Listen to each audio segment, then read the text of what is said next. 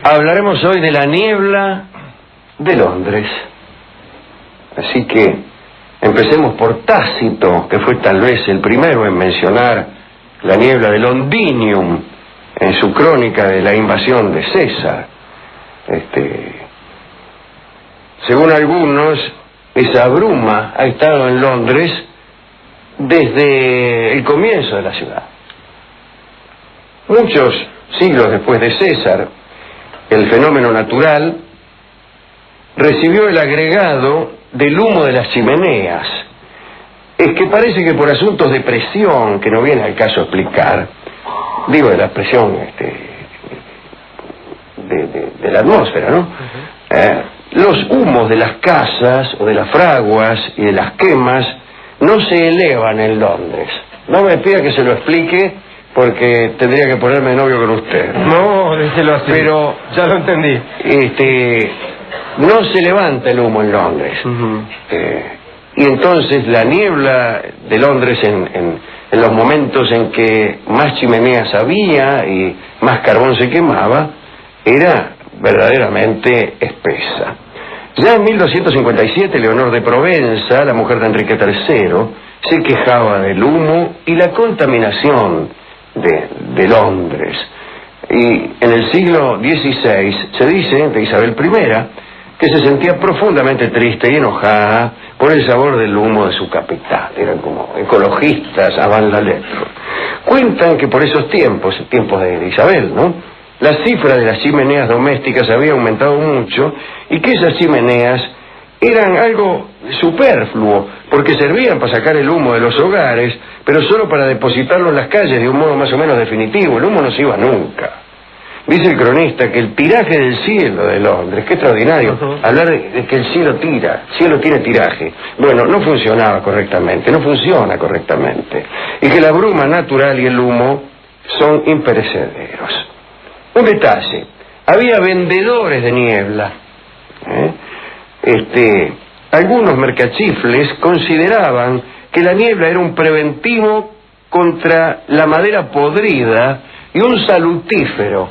Es decir, que vos desparramabas un poco de niebla en un armario y no se te pudría.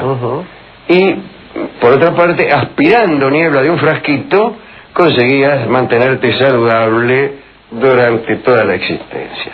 Entonces, iban a enfrascar bruma y sacaban bruma de los barrios más bacanes. Imagínense, no te van a vender bruma del Soho.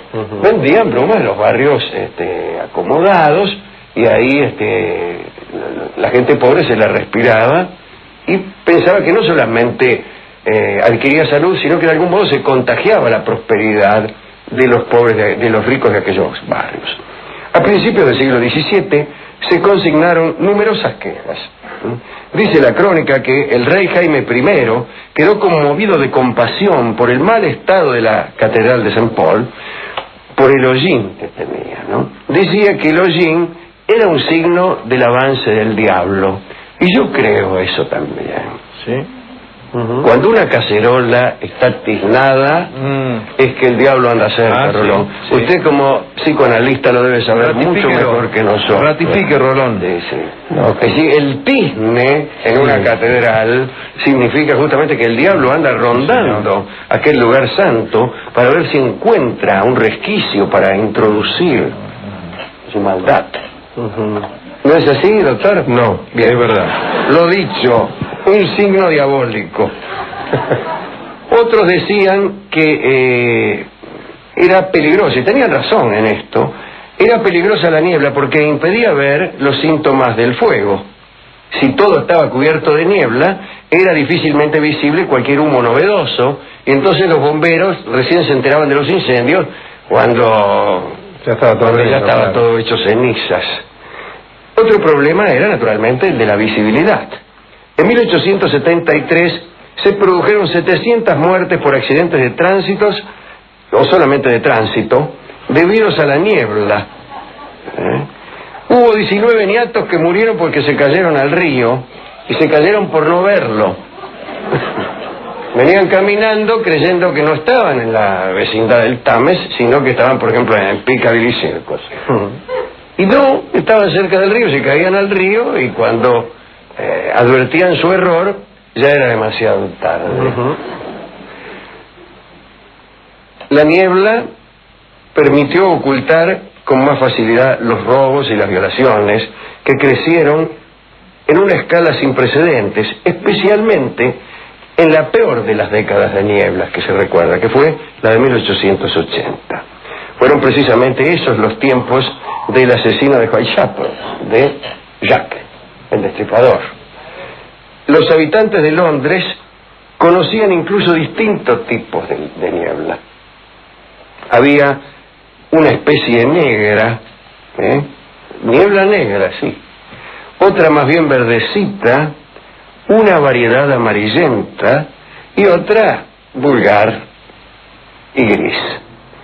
Todos parecían advertir cambios en la densidad de la humareda cuando se mezclaba con la luz del día o cuando los remolinos de viento se unían. Pero había distintas clases de niebla. Usted me dirá que puede ser por las luces, por las lamparitas de colores. Si usted pone una lámpara verde tras la niebla se pone un poco verde. Si en cambio la lámpara es roja, la niebla enrojece. De modo que no es el color de la niebla el que cambia el de las lámparas, sino el de las lámparas el que cambia el de las nieblas. Pero eso en cualquier parte que no sea Londres. En Londres la niebla viene de distintos colores. Cuando un auto se va, la niebla que lo cubre es roja, y cuando viene es blanca. Hay niebla sobre los semáforos. Esa niebla se pone verde cuando el semáforo es propicio y roja cuando es adverso. La niebla amarilla señala una indecisión.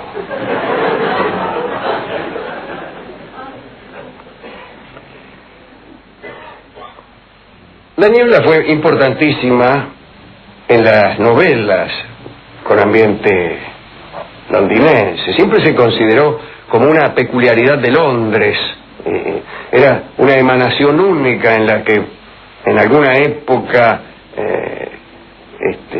fue la ciudad más rica y grande de la tierra, ¿no? Ahí está Darwin, que escribió: hay cierta grandeza en las nieblas de Londres. Bueno, que pasa que a él le gustaba. Es decir, que existía un orgullo por aquella desdicha, podríamos decir. Y en las novelas había siempre niebla. Cuando Carlyle tildó a la niebla como tinta fluida, estaba ensayando las infinitas posibilidades de describir a Londres valiéndose de la niebla. Ahí recuerdo a Chesterton, ¿no? Dice: la niebla parecía una sopa de guisantes. No está mal, ¿no? Una sopa de arveja. Sí, espesita la niebla. En las obras de Conan Doyle, sobre todo en las aventuras de Sherlock Holmes, aparece siempre alguna referencia a lo neblinoso. En La señal de los cuatro, el Dr. Watson pierde la orientación en medio de aquel aire vaporoso. Pero a Holmes nunca le fallaba la memoria, y parece que iba pronunciando los nombres de las calles, aún no pudiendo leerlos, a medida que el coche avanzaba por la ciudad. Entonces iba, ahí le metía, ¿no? Riobamba, Ayacucho, Julián. Stevenson describe nieblas permanentemente. En el misterioso caso del Dr. Jekyll y Mr. Hyde, donde el cambio de identidad, ¿no?, discurría en una ciudad, dice Stevenson: una ciudad de nieblas insustanciales y cambiantes.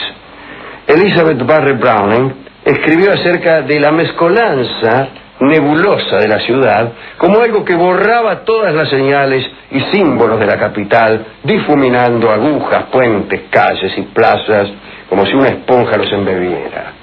El temor a esa invisibilidad contribuyó mucho al programa de construcción y decoración que marcó la ciudad victoriana, que es la que conocemos hoy. Los arquitectos resolvieron que era preferible que los edificios fueran colorados, que fueran muy ladrillosos, muy llenos de ladrillo, rojo intenso de ladrillo y terracota brillante, para que pudieran ser visibles aún en la niebla. Y así es Londres, una ciudad de ladrillo.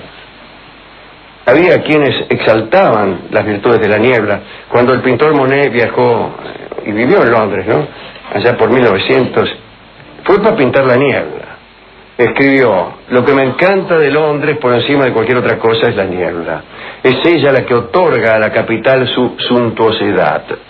Esos bloques tan enormes y de proporciones regulares se tornan grandiosos envueltos en ese misterioso manto. La niebla, decía Monet, era como una redundancia de lo gótico. En los primeros años del siglo XX se produjo una notable disminución en la frecuencia y la intensidad de las nieblas.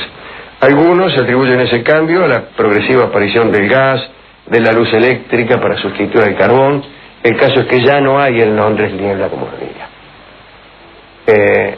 Seguramente algunos ediles londinenses y algunos nostálgicos estarán pensando en adecuadas medidas de contaminación para que regrese aquella niebla tradicional que atraía tantos turistas. Me gustaba esta charla acerca de la niebla londinense. Sin embargo, yo creo que la niebla es todavía más necesaria en las ciudades espantosas que en las bellas. La ciudad bella gana con la niebla, desde luego. Desde luego, una ciudad hermosa, llena de niebla, es impresionista. Aleja la realidad, la pone en un plano conjetural. Hay cosas que vemos y cosas que adivinamos. Pero mejor todavía, la niebla es muy plástica. Las pinceladas de lo que uno ve no son tan nítidas. Hay algo artístico que va y viene, un fluir de las imágenes. Pero mucho mejor es la niebla en una ciudad espantosa. Imaginemos un barrio cualquiera, muy feo. Niebla, pero no un poco, mucha. Y no se ve nada. Oculta. Nada. ¿Cómo es el barrio horrible? Describámoslo. Una avenida, sí, bastante ancha, con veredas finitas, sin árboles y con muchos corralones donde venden inodoros. Eso, no hace falta ninguna exageración. Eso, vivir ahí es horrible, ¿no? ¿Dónde vives? Vivo en la avenida de los... ¿A dónde? Y del corralón, entre un corralón y otro, digo yo, al fondo. Sí. No quiere ver eso. Viene la niebla y te viene a visitar a alguien. Bueno, este es el barrio. Mira, y no se ve nada. Es hermoso, ¿verdad? Le dice uno. Sí. Por ahí, allá se ve una luz en lo alto, un avión. ¿Es una torre? Tal vez.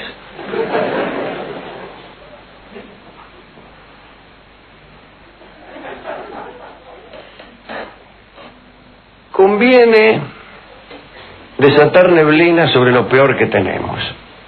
Si lo peor que tenemos es el barrio, que el barrio tenga niebla para que no se vea. Pero hay muchos que son hábiles en desatar nieblas individuales sobre lo peor de sí mismos. Y eso me gustó tanto. Que aparezcamos neblinosos, que no se nos vea lo estúpidos y miserables que somos. Por eso conviene cierta reserva. Gente silenciosa. ¿Dónde viven? ¿De qué signo es? No.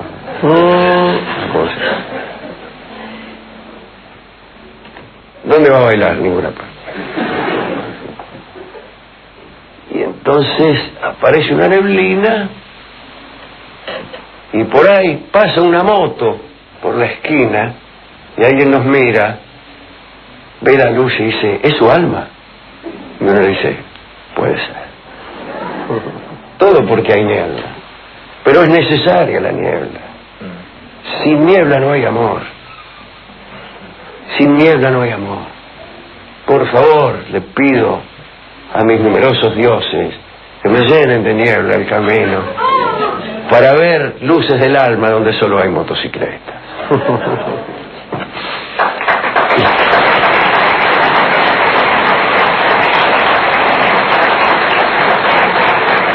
Aquí quién quiere dedicar esto? Bueno, hoy está fácil, Alejandro, porque le ha nombrado usted tanta gente que merece la dedicatoria: Chesterton, a Conan Doyle, a Stevenson.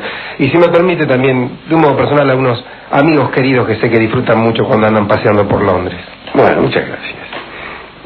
Escucharemos el tango Niebla Fatal, que es un tango que he compuesto yo para otra ciudad neblinosa, y que va a cantar, pertenece a Bar del Infierno, y va a ser cantado por Ruth Ataguile. Estará acompañado en este caso por el pianista Fernando Marzán, la violinista Christine Breves y el chelista ruso Dmitry Roznoy. Niebla Fatal, canta Ruth Ataguile.